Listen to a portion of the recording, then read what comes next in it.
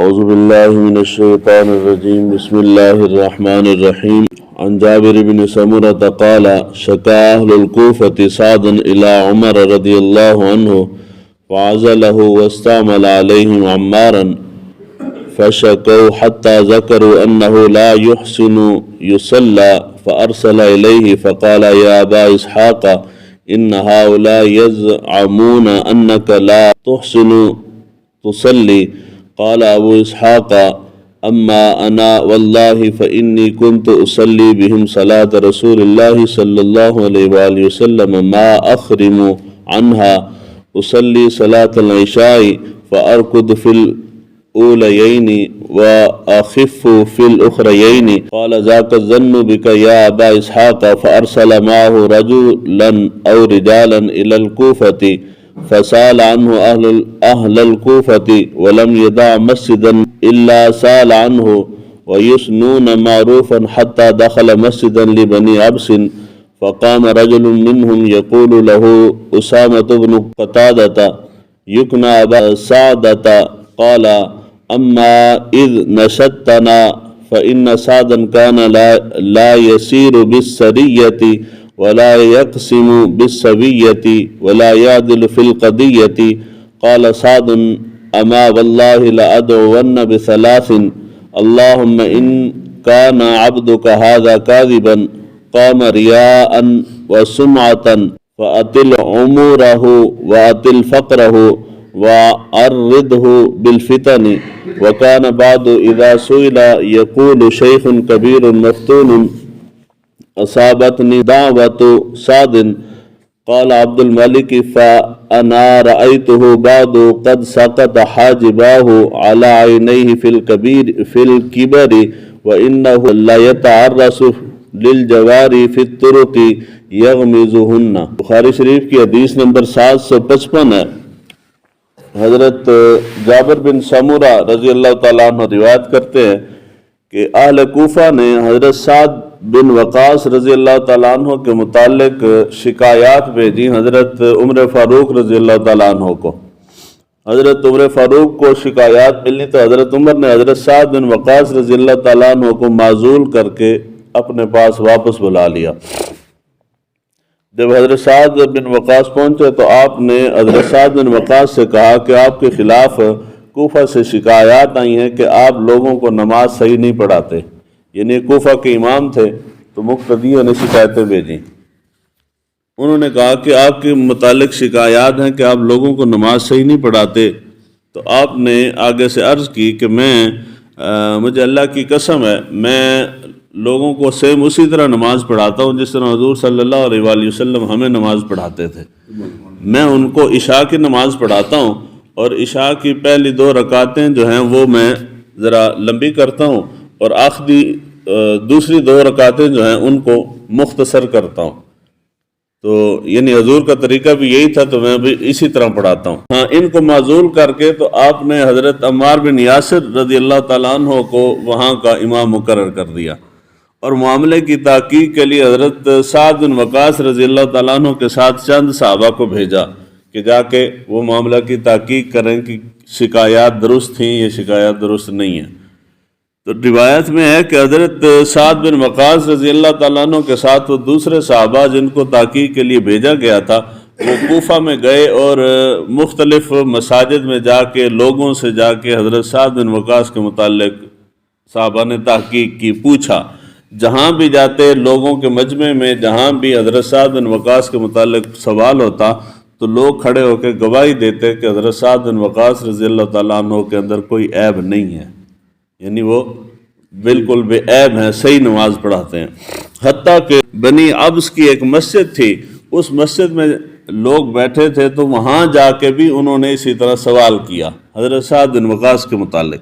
تو وہاں ایک شخص کھڑا ہوا اور اس شخص نے وہاں کھڑا کہ اس کا نام اسامہ بن قتادہ تھا, وہ کھڑا ہوا. اس نے کہا کہ جی اگر تم لوگ مجھے مجبور نہ کرتے تو میں بیان نہ کرتا, تو اب چونکہ تم لوگوں نے مجھے مجبور کر دیا ہے تو اس لیے میں اصل بات آپ کو بتاتا ہوں, یعنی اصل شکایت بتاتا ہوں. تو وہ کھڑا ہوا تو اس نے حضرت سعد بن وقاص رضی اللہ تعالیٰ عنہ کے متعلق 3 باتیں کہیں. اس نے یعنی 3 شکایتیں کی۔ پہلی شکایت اس نے یہ بیان کی کہ یہ جب لشکر کہیں روانہ کرتے ہیں تو یہ لشکر کے ساتھ خود نہیں جاتے۔ دوسرے نمبر پہ یہ جب مال غنیمت تقسیم کرتے ہیں تو اس میں عدل نہیں کرتے، انصاف کے ساتھ برابر تقسیم نہیں کرتے مال۔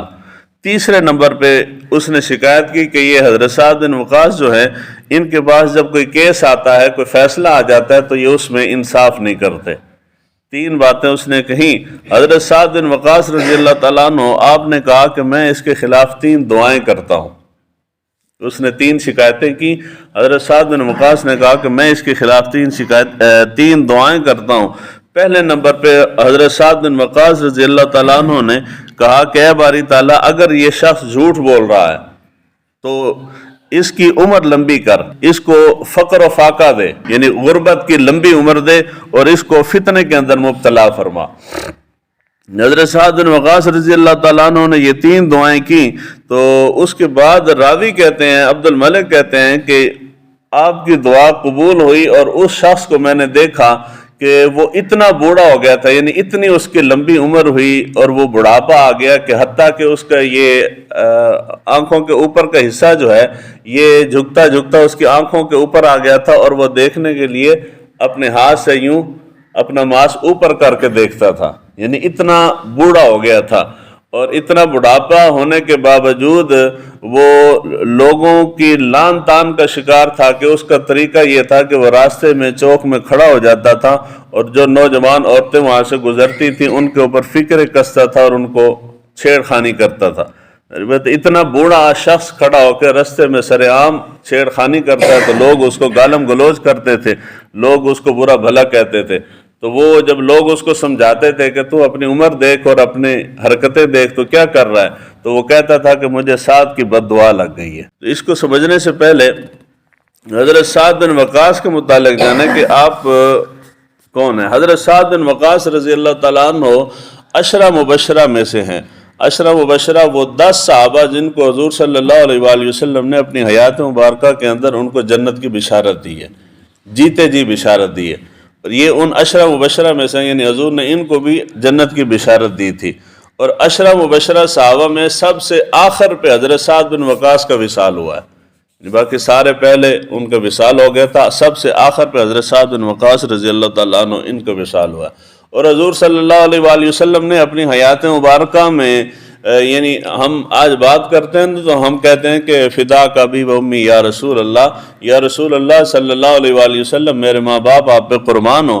تو حضور صلی اللہ علیہ وآلہ یعنی سارے حضور کو کہتے ہیں کہ ہمارے ماں باپ آپ پہ قربان ہو، مگر اس شخص کی عظمت کا عالم کیا ہوگا جس کو حضور نے کہا کہ میرے ماں باپ تم پہ قربان ہو۔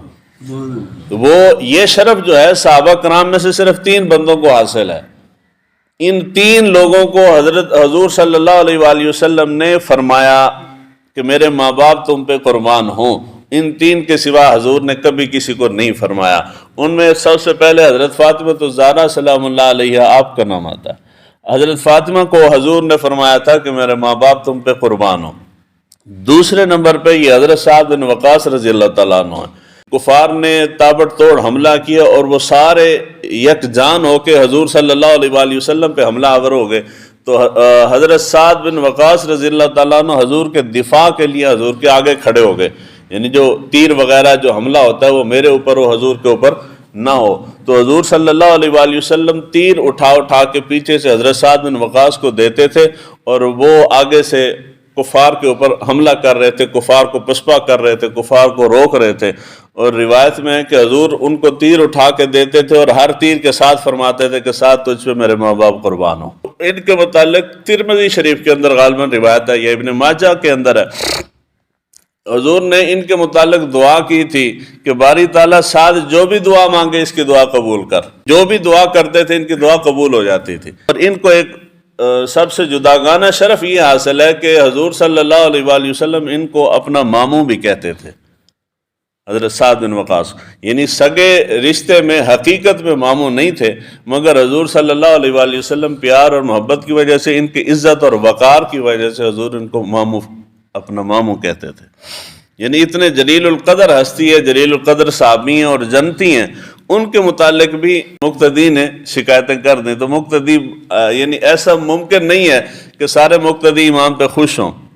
بعض دفعہ لوگوں کے مزاج کے خلاف کوئی بات ہو جاتی ہے تو لوگ اس کے اوپر ناخوش ہوتے ہیں. اب یہ اس کے اندر جو اہم چیز ہے، سب سے اہم چیز وہ یہ ہے کہ جی کل تمام کوفہ میں سے صرف ایک بندے کو شکایت ہے، صرف ایک بندہ. یعنی جب تحقیق کے لیے بھیجا گیا تو یہ صرف اسامہ بن قتادہ اسی شخص نے کھڑے ہو کے شکایت کی اور کسی شخص نے کوئی شکایت نہیں کی. مگر ایک شخص نے اتنا کامیاب پراپیگنڈا کیا ہے کہ وہ پراپیگنڈا خلیفہ وقت کے پاس بھی پہنچا ہے اور انہوں نے ان کو معزول بھی کر دیا ہے. اتنا کامیاب ترین پراپیگنڈا ہوا ہے. حضرت عمر فاروق رضی اللہ تعالیٰ عنہ کو لگا، معزول کرنے کی وجہ یہ تھی، ان کو لگا کہ وہاں کی عوام ان کے خلاف ہو گئی ہے، اس لیے انہوں نے معزول کر دیا.